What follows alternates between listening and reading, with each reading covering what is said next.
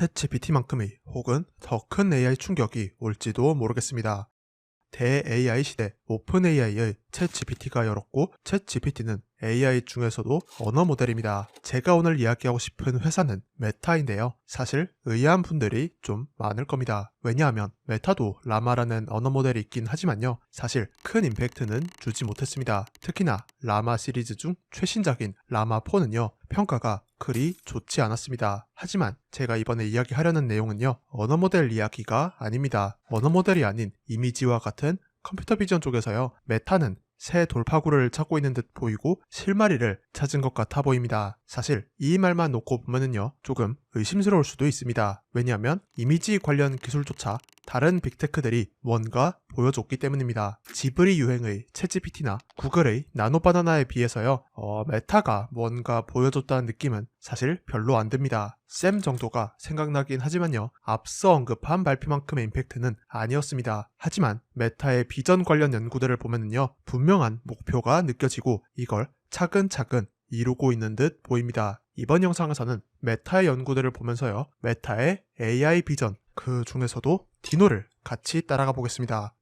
지금 메타는 챗GPT 같은 LLM의 학습 방식을 컴퓨터 비전에서도 재현하고 싶어 하는 듯 합니다. 이 이야기를 하기 위해서 우선 LLM의 학습 방식을 한번 볼게요. 챗GPT 같은 언어 모델을 만들려면 두 가지 학습 과정이 필요합니다. 바로 프리트레인과 파인튜닝인데요. 이 두 단계는 AI 모델에게 각각 다른 성질의 정보를 학습시킵니다. 프리트레인에서는요, 자연어 언어의 패턴을 배웁니다. 인터넷에 있는 굉장히 많은 글들을 보면서요, 어떤 부분까지의 글을 입력으로 바로 직후에 단어를 잘 예측하는 방식을 통해서 학습시킵니다. 이 프리트레인 과정에서는 글 안의 내용의 어떤 논리적인 의미나 도덕성, 진위 여부 같은 가치 판단과는 상관없이요, 단순히 언어가 어떤 패턴으로 구성되는지, 이 세상의 글들이 어떤 규칙으로 나열되는지를 단어 나열의 패턴으로서 학습합니다. 그리고 이 과정은 일종의 셀프 슈퍼바이즈드 러닝입니다.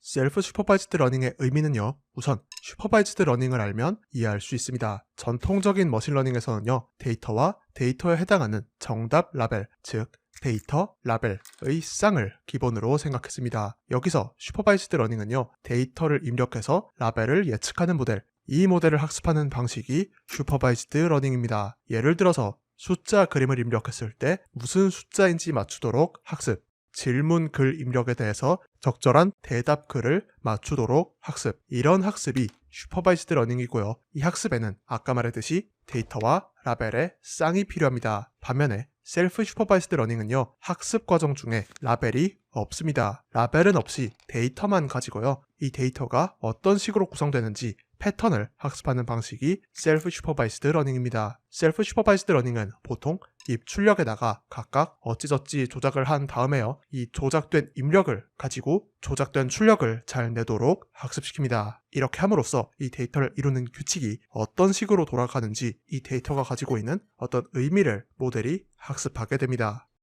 그러면 여기서 다시 아까의 LLM 프리트레인으로 돌아올게요. 챗GPT 같은 언어 모델의 프리트레인도 일종의 셀프 슈퍼바이즈드 러닝이라고 했죠. 이 프리트레인에 필요한 건요. 어떤 질문 대답상, 이 질문에는 이 대답이어야 한다, 이런 식의 데이터 라벨상이 아닙니다. 프리트레인에서는 단순한 글, 인터넷 세상에 있는 굉장히 많은 글 데이터에 대해서요, 앞부분까지를 떼낸 조작 입력에 대해 직후 단어만 추출하는 조작을 가한 데이터를 예측하도록 셀프 슈퍼바이즈드 러닝하는 방식을 프리트레인에서 사용하고, 이 방식을 토대로 언어가 어떻게 구성되는지를 학습합니다. 그리고 아까 말했듯이 이 프리트레인을 통해서요, 글 안의 내용의 논리나 도덕성, 진위 여부가 아니라 세상의 글은 어떤 패턴인지, 즉 언어 그 자체로 어떤 원리로 구성되는지를 모델이 학습합니다.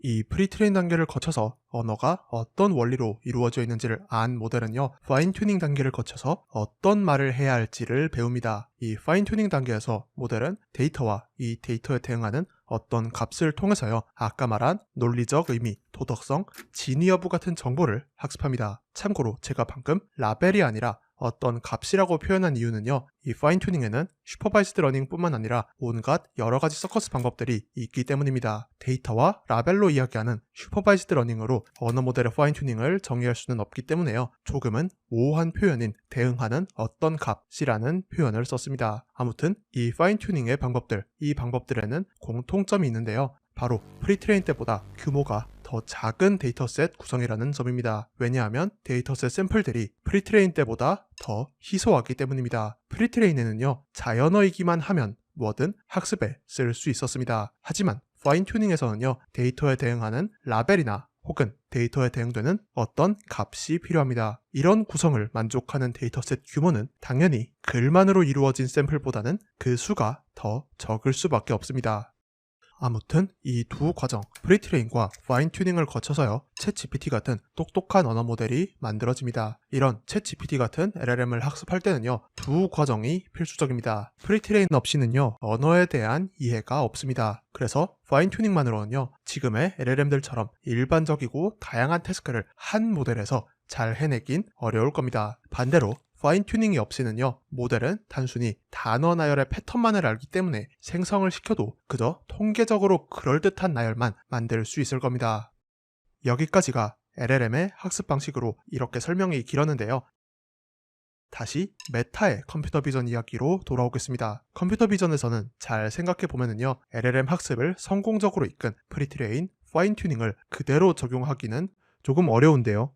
그 이유는 바로 프리트레인 때문입니다. 파인 튜닝 같은 경우에는요, 컴퓨터 비전에 여러 태스크들이 있고 이 태스크를 위해 마련한 데이터셋을 사용하면 됩니다. 반면 프리트레인은요, LLM 방식을 그대로 적용하기가 어렵습니다. 그 이유는 제 생각엔 두 가지가 있는데요. 첫 번째는 이미지는 나열 개념이 아니라는 점과 이미지가 언어에 비해 리던던시가 크다는 점입니다. 우선 첫 번째, 나열 개념이 아니라는 점은 어느 정도 직관적이죠. LLM의 프리트레인에서는요, 나열의 다음 서브워드 예측 태스크로 학습합니다. 이걸 이미지에 적용하려고 보니까요, 이미지의 일부를 써서 그 다음을 출력으로 예측하도록 학습하면 되겠죠. 하지만 뭔가 말하면서도 좀 이상한 점이 느껴지듯이요, 문제는 이미지가 2D이기 때문에 다음이라는 개념이 좀 말이 안 되는 것 같습니다.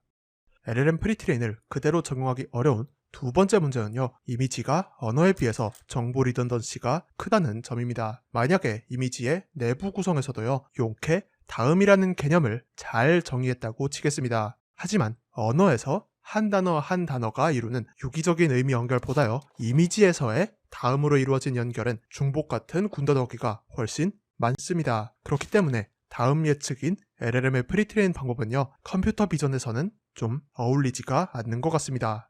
하지만 아까 말했듯이 이 프리트레인이 없으면요, 본다는 개념, 즉 시각적 정보의 일반적인 이해가 없습니다. 그래서 다양한 비전 태스크를요, 한 모델이 일반적으로 잘 하지는 못할 겁니다. 이건 현재 빅테크들의 이미지 관련 모델들도 동일하게 겪고 있는 문제입니다. 텍스트 입력을 바탕으로 에디팅을 잘 하기도 하고요, 텍스트 입력을 바탕으로 그 이미지를 잘 만들어내기도 합니다. 하지만 비전 태스크들을 종합적으로 잘할 수 있는, 본다는 것에 대한 일반적인 이해가 있는 그런 비전 모델은 아직 없습니다. 이렇게 비전 모델에 한계가 있는 상황에서요, 메타는 디노라는 실마리를 찾았습니다. 디노는 셀프 슈퍼바이즈드 러닝의 일종이라서요, 라벨이 붙어있지 않은 데이터, 아까 말했듯이 훨씬 더 많은 사진 데이터로 학습시킬 수 있습니다. 이로 인해서 프리트레인에서 대규모 데이터를 통해 얻는 이점, 본다는 것에 대한 일반적인 이해를요, 모델에게 주입시킬 수 있습니다. 실제로 논문의 보고를 보면 대규모 데이터로 프리트레인을 한 디노가요, 마치 물체를 구별하는 듯한 패턴을 보인다고 말합니다. 학습된 디노가 만든 피처맵을 보면은요, 어떤 라벨 같은 지침 없이 단순히 2D의 이미지만 가지고 학습을 했을 때요, 사진 속에서 어떤 물체가 무엇인지를 적당히 잘 구별해내고 있습니다. 이렇게 셀프 슈퍼바이즈드 러닝만으로요, 마치 슈퍼바이즈드 러닝, 정답 라벨을 사용할 때 나타나는 피처맵이 얻어졌습니다. 이렇게 구별하는 능력이 생긴 피처맵, 이런 피처맵을 뽑을 수 있는 프리트레인드 웨이트를 사용하면은요, 파인 튜닝은 어떨까요? 다른 태스크로의 파인 튜닝으로 확장했을 때 더 좋은 성능을 낼 수 있을 겁니다. 그리고 여기서 더 흥미로운 건 디노도 GPT와 마찬가지로 스케일업이 잘 된다는 점입니다. 2021년에 디노 V1부터 2025년에 V3까지 모델 크기를 키워오면서요, 성능도 준수하게 향상되어 오는 모습을 보여주고 있습니다. 사실 모델 구조나 어떤 학습 방법이 작은 규모에서만 잘 동작하고 스케일을 높였을 때 그만큼 성능이 나오지 않는 경우가 다른 연구에서는 빈번한데요. 디노는 그래도 V3까지는 나름 준수하게 성능이 잘 향상되어 온 것 같습니다. 이렇게 디노는 비전 모델에서 GPT의 학습 전략을 답습할 수가 없었던 문제, 프리트레인의 어려움을 타개할 수 있어 보이는데요. 메타는 실제로 컴퓨터 비전 관련 연구나 제품에 확실히 많은 기대를 걸고 있는 듯합니다. 만약에 컴퓨터 비전에서도 GPT가 보여줬던 어떤 임팩트를 내준다면요, 비전 분야에서의 도약, 더 나아가서 언어와 비전 두 개의 프리트레인드 웨이트를 축으로 멀티모달 AI에 한 번 더 큰 도약을 이룰 수 있지 않을까 기대해 볼 수 있을 것 같습니다. 지금까지 설명에서는 디노 연구를 구체적으로 다루진 않고요, 어떤 의미를 가질 수 있을지 살펴봤습니다. 이제 디노의 학습은 어떻게 이루어지는지 한번 살펴보겠습니다. 메타의 서커스가 말이 안 됩니다. 오늘 설명할 메타의 서커스는요, 디노입니다. 디노의 설계가 놀라운 이유는요, 원리 그 자체보다 이게 가능할 거라고 생각하는 발상입니다. 그만큼 이 학습 방식 자체는요, 확실히 얼탱이가 없습니다. 도대체 어떻게 설계했길래 얼탱이가 없는 학습 방식이라고 하는 건지 알아보겠습니다.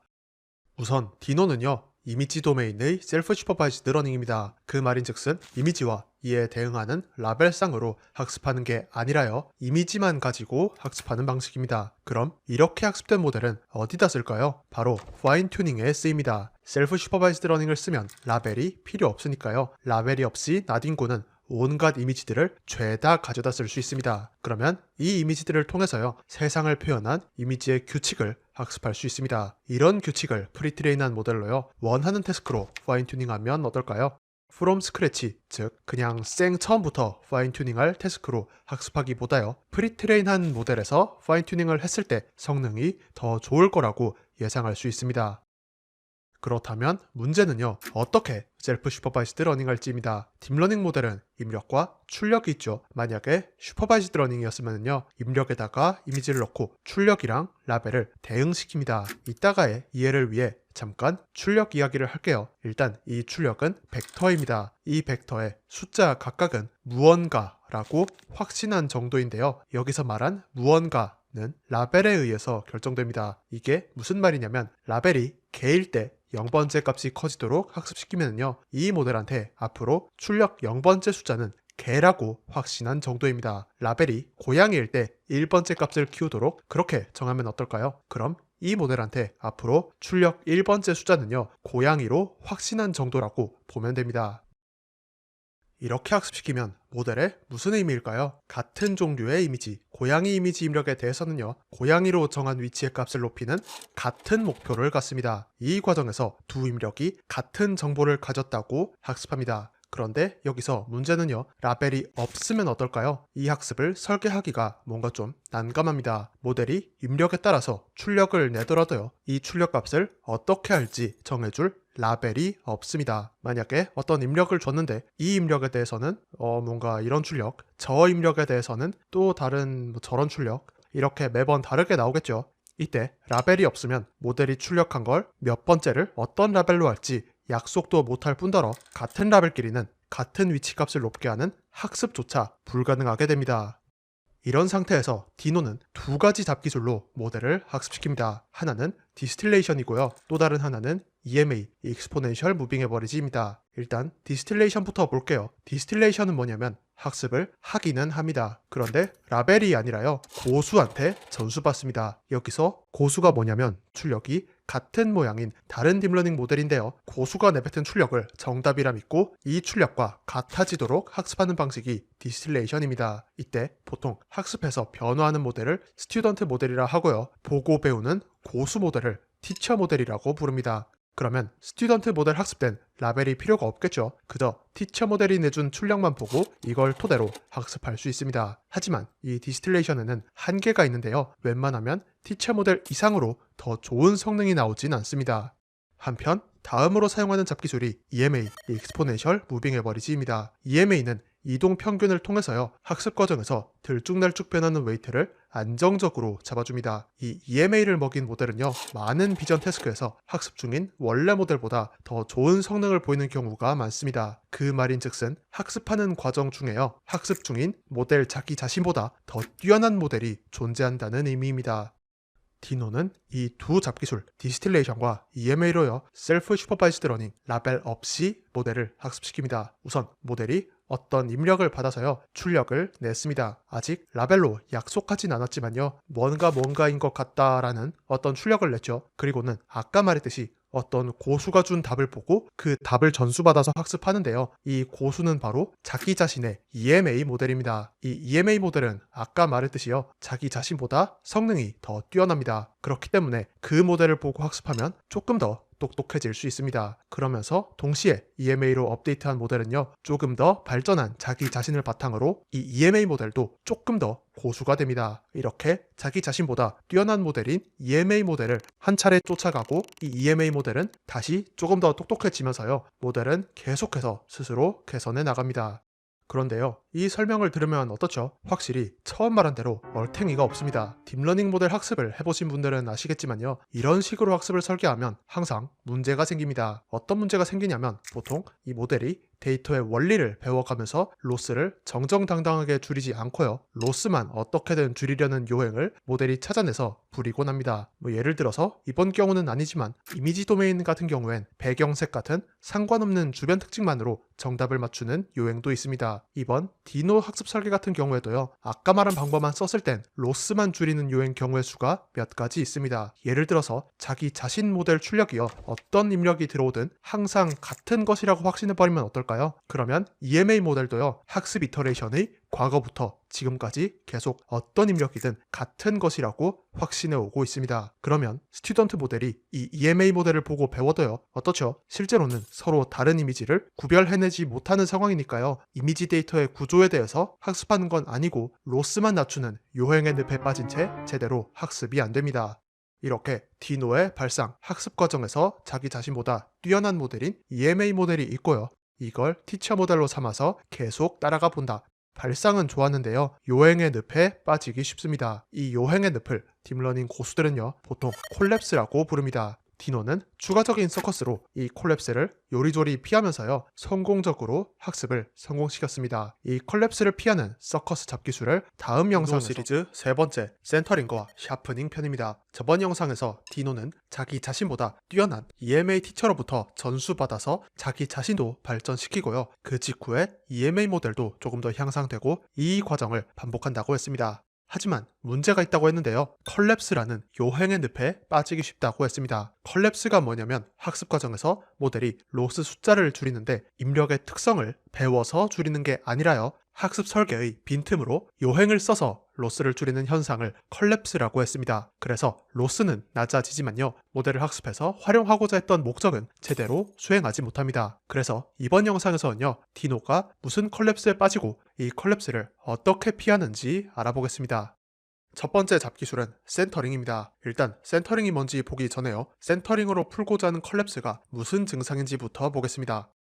디노 모델은요, 라벨은 정해주지 않았지만 일단 출력으로 뭔가인 것 같다라는 클래시피케이션을 한다고 했습니다. 그래서 모델의 출력단에 소프트맥스를 해서요, 뭔가인 것 같다라는 확률을 출력합니다. 그런데 아까 했던 설명, 디노는 자기 자신의 EMA 출력을 티처로 삼는다고 했습니다. EMA는 현재의 모델과 과거의 모델을 가지고 만들어진다고 했는데요, 하지만 만약에 과거부터 현재까지 항상 모든 입력에 대해서 같은 출력을 내왔다면 어떨까요? 예를 들어서 출력 벡터의 세 번째만 0.99, 나머지는 아주 작게, 이런 출력을요, 항상, 즉 어떤 입력이 들어와도 이렇게만 출력을 내도록 모델이 요행을 부린다. 이러면 어떨까요? 티처의 출력이랑 스튜던트의 출력이 같으니까 로스는 작은데요, 어떻죠? 클래시피케이션을 제대로 하는 모델은 아닙니다. 더 중요한 건 EMA는 어차피 자기 자신으로부터 만드니까요, 새로 계산된 EMA도 같은 출력을 낼 겁니다. 그래서 이 컬랩스를 해결하지 못하면요, 모델은 학습 과정에서 한 가지 출력에만 꽂혀서 제대로 학습되지 않을 겁니다. 이 컬랩스를 센터링으로 해결합니다. 티처 역할의 EMA 모델에서요, 소프트맥스 직전 벡터를 어떤 벡터로 빼줄 겁니다. 빼주는 벡터는요, 미니 배치 축의 자기 자신 평균입니다. 정확히는 자기 자신 평균 자체도 EMA로 업데이트해서 EMA 벡터를 빼긴 합니다. 아무튼 핵심 의미는 자기 자신 평균을 빼는 건데요. 그러면 이 행위의 의미는 뭘까요? 바로 특정 출력으로의 쏠림을 방지합니다. 아까의 컬랩스 상황처럼 계속 특정 출력에 쏠려 있으면요, 이 평균 벡터도 특정 출력 위치에 쏠린 상태겠죠. 하지만 센터링에서 이 벡터로 빼니까요, 출력이 하나로 몰리지 않고 분산되도록 퍼진 상태를 만듭니다. 그래서 이 센터링을 통해서요, 입력이 서로 달라 보이면 다른 값의 벡터를 출력하도록 올바르게 학습시킵니다. 하지만 센터링만으로는 부족한데요. 왜냐면 반대 성질의 새로운 콜랩스도 있기 때문입니다. 이번 콜랩스도 아까처럼 한 형태의 출력만 내긴 한데요. 이번에는 그 출력이 전부 다 고르게 분포할 경우입니다. 이게 무슨 말이냐면 모델이 이번에도 항상 같은 출력을 내는데요. 합 확률 1을 전체가 거의 같게 나눠 가집니다. 그러면 이런 출력으로 계속 유지되는 티처라도요, 스튜던트가 그대로 따라하면 로스는 낮고 티처는 변함이 없겠죠. 심지어 더 문제는요, 센터링은 이걸 해결해주지 못하고 이런 출력 평탄화를 더 가속화시킵니다. 벡터 안에 약간이라도 큰 값이 있으면요, 센터링에서 억제돼서 평평하게 바뀝니다. 그래서 이걸 해결하는 방법은요, 샤프닝이라고 부릅니다. 샤프닝은 티처 모델에서 소프트맥스의 로짓에다가요, 0.0x로 나누는, 즉 로짓을 곱셈 뻥튀기 하는 방식입니다. 곱셈 뻥튀기를 하면 출력들의 조그마한 차이도 이 차이를 더 키우고요, 여기에 소프트맥스에는 익스포네셜이 있으니까 차이가 한 번 더 벌어집니다. 이 샤프닝으로 점점 더 평평한 분포가 되는 컬랩스를 해결해서요, 어느 하나를 분명히 고르도록 만드는 효과를 냅니다. 이 센터링과 샤프닝을 적당히 먹이면은요, 디노가 컬랩스 요행에 빠지지 않습니다. 샤프닝으로 티처 모델 출력이 어느 하나를 분명히 선택하게 해서요, 의미 없이 평평하게 분포하게 되는 걸 막습니다. 그러면 어느 하나를 분명히 고르긴 하지만요, 샤프닝만으로는 항상 같은 걸 선택할 수도 있죠. 이때 센터링으로 항상 하나만 고르는 상황을 억제합니다. 이렇게 학습된 디노는요, 서로 같은 입력에 대해서는 같은 출력을 내면서요, 서로 다른 것은 다르다고 확신하도록 학습됩니다. 이렇게 디노는 EMA로 자기 자신을 학습하는 방식에다가요, 두 가지의 안전장치, 센터링과 샤프닝으로 모델을 셀프 슈퍼바이스드 러닝합니다. 다음 영상에서는 지금까지는 설명하지 않은 디노에 포함된 잡기술들을 설명하고요, 디노 V2, V3는 무슨 내용인지도 설명하겠습니다. 디노 시리즈 네 번째, VIT와 멀티크롭 편입니다.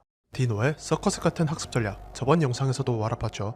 이외에도 디노에서 알아둘 잡기술이 하나 더 있는데요, 바로 멀티크롭입니다. 논문에서는 이 멀티크롭을 글로벌 뷰와 로컬 뷰라고 나눠서 뭐 어쩌고저쩌고 하는데요, 쉽게 말해서 다양한 크롭으로 만드는 학습 전략입니다. 이번 영상에서 이 멀티크롭을 알아보겠습니다. 먼저 멀티크롭 전에요, VIT 설명이 좀 필요해서 먼저 보겠습니다. VIT, 비전 트랜스포머에서는요, 이 세 가지를 알면 됩니다. 첫 번째, 이미지를 패치 단위로 쪼갠다. 두 번째, 트랜스포머 구조로 이미지를 이해한다. 세 번째, 클래시피케이션은 CLS 토큰을 쓴다. 우선 첫 번째, 패치 단위. 이 VIT 이전에는 딥러닝 모델에 주로 픽셀 단위 이미지를 입력했습니다. 그런데 VIT의 트랜스포머는 마치 언어의 토큰처럼요, 의미 단위 취급을 위해서 이미지를 패치로 만듭니다. 이걸 한 샘플당 정보의 크기 관점에서 보면은요, 패치 단위가 픽셀 단위보다 정보가 많죠. 픽셀은 단순히 한 점이지만요, 패치는 의미 단위, NLP에서의 서브워드 같은 단위라고 볼 수 있습니다. 그래서 VIT에서는 의미 단위로 어텐션 할 수 있도록요, 이미지를 패치 단위의 나열로 입력받습니다. 그리고 그 다음 두 번째로 볼 건 트랜스포머 구조로 이미지를 이해한다 라는 점인데요, 그 중에서도 특히 인코더 온리 트랜스포머 형태로 패치 단위를 셀프 어텐션에서 이미지를 이해합니다. 아까 말했듯이 이미지를 패치 단위로 표현하고요, 셀프 어텐션은 패치 간의 상관관계를 분석합니다. 그리고 마지막, CLS 토큰. 이건 버트에서도 쓰죠. CLS 토큰의 필요성을 설명하기 위해서요, 셀프 어텐션 구조를 먼저 보겠습니다. 셀프 어텐션은 입력과 출력이 같은 쉐이프고 그 쉐이프는 패치의 나열입니다. 셀프 어텐션 출력의 각 패치는요, 전체 패치와의 상관관계가 한 차례 분석된 결과입니다. 하지만 이 구조에서는 클래시피케이션 같은 태스크에 쓸 패치 정의가 어렵습니다. 왜일까요? 어떤 패치를 클래시피케이션에 쓸 거라고 정해야 하는데요. 문제는 모델 설계 단계에서는 그걸 아직 알 수가 없습니다. 심지어 더 최악은요, 이미지 크기가 다르면 패치 개수도 다르니까요, 출력이 일관된 구조인 상황도 아닙니다. 바로 그래서 CLS 토큰을 씁니다. 이미지랑 상관없이 특정 태스크에 쓸 임시 패치를 두고요, 인코더 레이어 스택의 마지막에 CLS 토큰을 태스크에 씁니다. 그러면 이 CLS 토큰은 어떤 이미지 입력에서든 존재해서 항상 태스크를 수행해왔죠. 그래서 태스크에 맞는 어텐션 매핑이 되어 있을 겁니다. 그래서 인퍼런스 단계에서도요, 이 CLS 토큰은 어텐션 매핑이 잘 되어 있고 이 태스크를 잘 수행하기 위한 준비가 되어 있습니다. 그래서 어떤 이미지가 들어오든 일관되게 태스크를 수행하기 위해서요, 이 태스크 토큰의 역할로서 CLS 토큰이 있습니다. VIT는 이제 이해했죠? 이제 디노의 멀티크롭 잡기술을 이해할 수 있습니다. 아까 말한 대로 크롭을 다양하게 한다는 말인데요. 크롭은 모델에다가 이미지 전체가 아니라 일부만 입력하는 잡기술입니다. 그러면 모델인 VIT 입장에서는요, 어떤 패치들이 주어지죠? 바로 CLS 토큰과 크롭된 이미지를 이루는 패치들입니다. 작게 크롭됐을수록 적은 패치들, 즉 적은 정보만 있습니다. 반대로 크게 크롭됐으면 더 많은 패치들, 더 많은 정보가 있습니다. 즉 그래서 VIT에 크롭된 이미지를 입력한다는 건 CLS 토큰이 분석할 정보를 제한한다는 의미입니다. 이제 디노의 멀티 크롭을 이해할 수 있습니다. 글로벌 뷰와 로컬 뷰가 나오는데요. 글로벌 뷰는 크게 크롭, 로컬 뷰는 작게 크롭입니다. 글로벌 뷰를 입력하면 VIT가 쓸 수 있는 정보가 상대적으로 많고요. 로컬 뷰를 입력하면 VIT가 쓸 수 있는 정보가 상대적으로 적습니다. 그래서 같은 이미지도 다양한 크롭 결과가 있겠죠. 이렇게 크롭한 이미지를요, 디노의 학습 과정 스튜던트와 티처에 입력합니다. 하지만 여기서 잡기술의 철학이 드러나는데요. 입력이 공평하지 않습니다. 티처에는 글로벌 뷰만 주고요, 스튜던트에는 글로벌 뷰를 줄 때도 있고 로컬 뷰를 줄 때도 있습니다. 이렇게 학습을 설계한 의도는 뭘까요? 그 이유는 바로 배움이 필요한 게 스튜던트이기 때문입니다. 왜냐하면 스튜던트가 받는 로컬 뷰, 이 로컬 뷰는 정보가 상대적으로 적죠. 그런데도 티처가 판단한 결과를 맞춰야 합니다. 그래야 스튜던트가 주어진 이미지로부터요, 의미 있는 패치의 상관관계를 배울 수 있습니다. 지금 상황을 예를 들어 볼게요. 티처는 고양이의 꽤 많은 부분이 보이는 글로벌 뷰를 받았는데요. 스튜던트는 고양이의 일부분만 본 로컬 뷰를 받았습니다. 이때 티처는 이 이미지를 보고요, 이게 뭔가인 것 같다라는 어떤 출력을 CLS 토큰을 통해서 냈을 겁니다. 참고로 제가 고양이인 것 같다라고 하지 않고 뭔가인 것 같다라고 한 이유는 저번 영상에서 설명했으니까 기억하시죠? 다시 돌아와서 스튜던트는 티처보다 더 적은 정보만 보고요, 티처와 같은 판단을 내리도록 학습됩니다. 바로 이 과정에서 스튜던트는 티처가 가진 정보, 그 이하의 정보만 가지고도요, 전체가 무엇일지를 유추하는 능력을 갖추게 됩니다. 학습을 이렇게 설계하면은요, 스튜던트는 점점 이미지 데이터로부터 제너럴한 정보를 배우게 됩니다. 왜일까요? 로컬 뷰를 보고 전체를 유추하려면은요, 세상에 있는 이미지가 어떤 특성을 갖고 있는지 이해해야 하기 때문입니다. 예를 들어서 고양이 귀만 보고 다른 동물이 아닌 고양이에 대응한 출력을 내려면은요, 두 가지 지식. 첫 번째, 고양이 귀의 색감, 생김새 같은 특징을 안다. 두 번째, 다른 개체로 판단하지 않도록 다른 동물의 귀 정보와 구별되는 특징을 안다. 이런 지식들을 파악해야 합니다. 스튜던트는 티처보다 더 적은 정보만 가지고 티처의 예측을 따라가도록 학습하니까요, 이 방법으로 이미지에 대한 제너럴한 정보를 배우게 됩니다. 이렇게 디노는 앞서 설명한 이 잡기술들을 통해서요, 마치 사람의 인식과 비슷한 모습으로 개체들을 구별할 수 있게 되었습니다. 그 증거를 CLS 토큰의 어텐션 맵에서 볼 수 있습니다. CLS 토큰이 어텐션에서 어떤 패치에 가중치가 높게 잡혔는지 보니까요, 마치 세그멘테이션을 배우듯이 영역을 구별하는 패턴을 보입니다. 그런데 그 영역을 구별하는 패턴이요, 신기한 점은 사람이 이미지를 봤을 때 물체나 요소별로 영역을 구별하는 패턴과 유사합니다.